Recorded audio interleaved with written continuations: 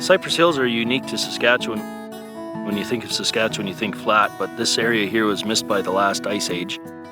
So you have a flat plateau on the top, and folks around here call that the bench, and then you have all these coulees and valleys with the creeks and the springs running through them.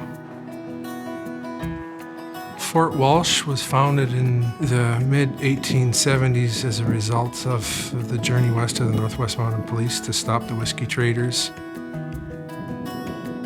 A lot of the Métis families, like the MCKAYs and the Valets, that worked as interpreters were connected to it.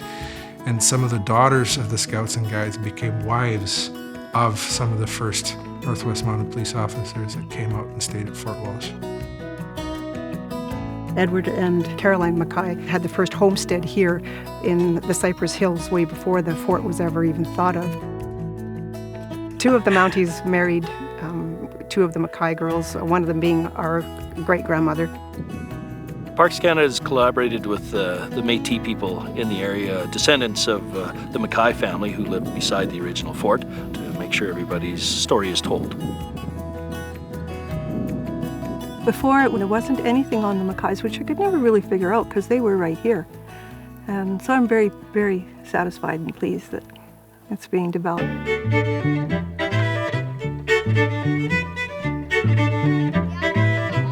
Visitors can enjoy a wide variety of activities at Fort Walsh. You have the fort itself, where you can learn about the Northwest Mounted Police, the uniqueness of the history here, as well as a Métis trail. We have our Métis cabin and trade cabin, so they can learn about the Métis people in the area. They developed a replica of a trading post, which is on the site where the McKay lived. To me, they have done an amazing job of putting this Métis cabin together to honor how people lived back then. I'm not sure what it would have been like to live here in the mid-1800s. Like, they had to plan all through the summer to get enough food to make them through the winter for their animals and themselves. Had to be a lot of work. I don't know how the women had time to do all the fancy beadwork. It was a very important part of their culture. They were known as the flower bead people, weren't they, the Métis? It was just part of who they were. Our grandmother put beading on everything, even on the inside of her fiddle case. When we all get together and we're beading, we talk and reminisce about being children, and our mom and dad are both gone, so we talk about them and remember all the good times we had together. We've become even closer since we've been doing this.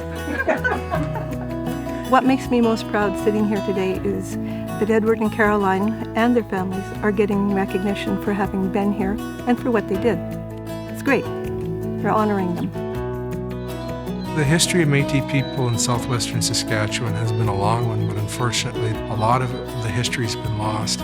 And I think it's important for an agency like Parks Canada to help promote Métis history and culture, because I think sometimes people forget that the Métis are a founding people of our region. It's hard not to feel a connection when you even come down the hill, and it just takes your breath away. And it kind of has a feeling of coming home. I have 4 sisters, so there's 5 of us. And Caroline and Edward McKay had 5 daughters that lived right here. So it's sort of cool. After all these years, there's 5 of us again.